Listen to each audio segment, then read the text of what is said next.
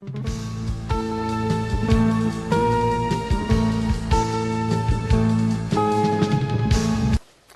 la violencia desatada en Nigeria tiene sus raíces en la pobreza y en la religión. Los enfrentamientos hasta ahora causaron más de 300 muertos.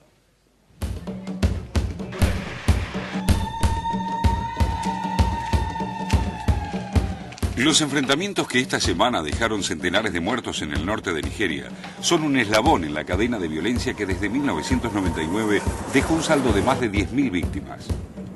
Si bien se lo muestra como choques entre facciones musulmanas enfrentadas con cristianos y fuerzas de seguridad, el motivo de fondo es la extrema pobreza y la corrupción que hace que en la octava exportadora de crudo del mundo y la quinta proveedora del mercado estadounidense, la mayoría de sus habitantes vivan con menos de $1 por día. El brote de violencia fue una explosión de agravios acumulados especialmente cuando el hambre y el desempleo crean condiciones favorables para la agitación, afirmó el comentarista político Salisu Suleiman en el diario nigeriano Next. La República Federal de Nigeria está situada en el oeste de África. Es el país más poblado del continente con alrededor de 140 millones de habitantes. Limita al oeste con Benín, al este con Chad y Camerún, el lago Chad en el noreste, Níger en el norte y el Golfo de Guinea en el sur. Se hablan más de 500 lenguas, pero el único idioma oficial es el inglés. Existen 250 grupos étnicos con una gran diversidad cultural. Uno de estos grupos islámicos, Boko Haram, que responde a su líder, Mohamed Yusuf, fue el que lanzó los ataques de la última semana en Bauchi y las regiones vecinas de Kano, Yobe y Borno.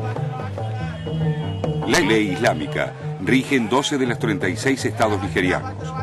Boko Haram comenzó su lucha armada hace 5 años con el objetivo de imponerla en todo el país. Sus ataques están dirigidos a destacamentos policiales y edificios públicos y son realizados por jóvenes desempleados y sin esperanza. La corrupción política y la extrema pobreza, más que la religión, son los combustibles de estos estallidos. Lo mismo sucede en la zona meridional de gran riqueza petrolera. Allí, el Movimiento para la Emancipación del Delta del Níger, MEND, realiza acciones y sabotajes contra instalaciones de multinacionales como la Shell, Chevron, Total y Agip. El MEND pide justicia en la redistribución de la riqueza y se atribuye la defensa de la población desplazada por el gobierno y las multinacionales en una de las zonas más pobres del país, a pesar de sus cuantiosas reservas en crudo y gas. Estos ataques redujeron 1/3 la producción de crudo. A estas pérdidas se suman, según un informe de la ONU, el 10% de la producción anual de petróleo que se pierde debido al robo y la corrupción.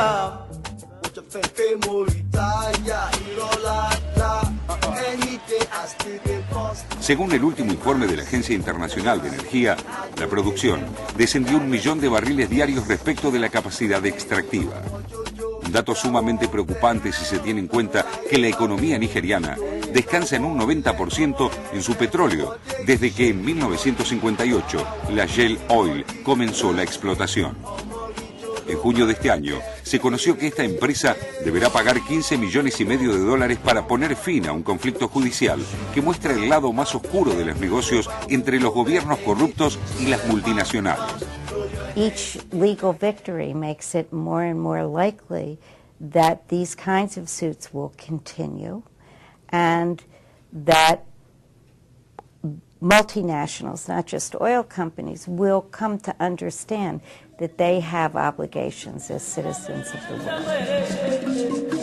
La Shell fue acusada ante el Tribunal Federal de Nueva York de ser cómplice del gobierno militar en la ejecución en 1995 del activista, poeta y ecologista nigeriano Ken Saro-Wiwa y 8 líderes tribales, quienes denunciaron el daño medioambiental y el saqueo de las tierras implementado por la compañía anglo-holandesa. En Nigeria, las causas históricas de la violencia no han cambiado, ya que los que la abonan por motivos raciales en el norte o por la distribución de la renta en el sur, responden a una élite que siempre controló los gobiernos de turno, fueran militares o civiles. El actual presidente, Umaru Yar'Adua, tiene lazos con los militares y con las multinacionales petroleras y no parece dispuesto a cambiar el fondo del problema de un país que dejó de exportar esclavos en el siglo XIX, pero mantiene en sus fronteras la esclavitud de la pobreza.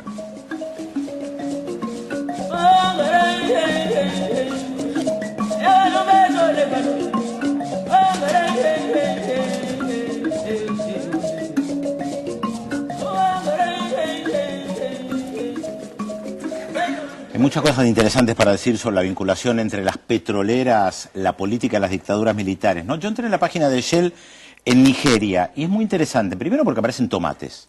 No tiene nada que ver con el petróleo.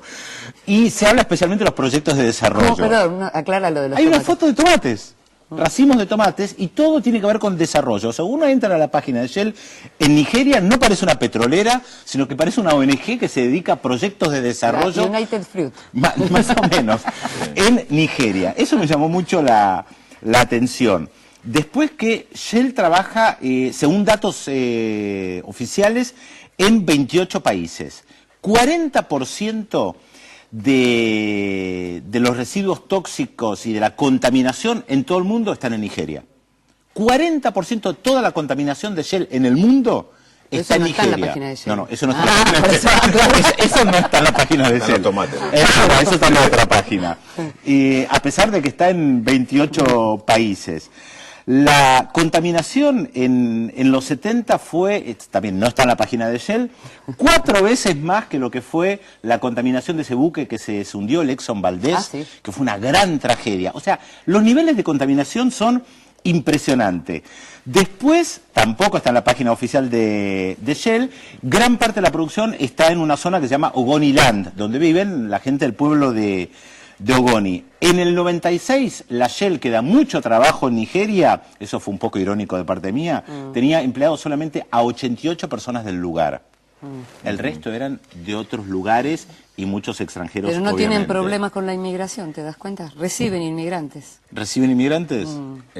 Ahí hay unas cifras también impresionantes de la relación que hay entre homicidios, víctimas de la represión, y este tipo de causas, ¿no? Peleas o manifestaciones de ambientalistas contra las petroleras, el tema de protestas, como el caso que vos mencionabas, de poblaciones que reclaman los puestos de trabajo que le prometieron cuando se instaló la petrolera. Por ejemplo. Y esto recibe una represión muy violenta, que ya se cuentan por millares los muertos en este tipo de acontecimientos en Nigeria, sobre todo desde fines de los 90 para acá, ¿no? Lo que tenemos que aclarar además es que Mohamed Yusuf murió bajo bala policial, el líder del grupo Boko Haram, murió el jueves en circunstancias un poco oscuras, en el sentido de que él estaba bajo custodia policial. Dicen que se quiso escapar, lo cierto es que lo denuncian como una ejecución extrajudicial. Al mismo tiempo, las autoridades nigerianas dicen, bueno, vamos a investigar si efectivamente lo ejecutaron, pero estamos satisfechos porque creemos que la violencia ahora que él murió va a terminar. Esto, bueno, habrá que ver, porque la pobreza no va a terminar con la muerte de este señor, y la explotación seguramente Y un tampoco. país tan rico, no siempre el mismo tema, un país tan rico y empobrecido. Exactamente. Hay un datito para acercar lo que significa Nigeria, el petróleo, por lo menos a Latinoamérica. Es el principal proveedor de petróleo de Brasil, Nigeria. Y además Brasil, a su vez, es el segundo importador de petróleo nigeriano del mundo. Dentro de, creo que 2 o 3 semanas, se hace la cumbre en Caracas de América del Sur y África, que viene muy impulsada por Brasil, justamente.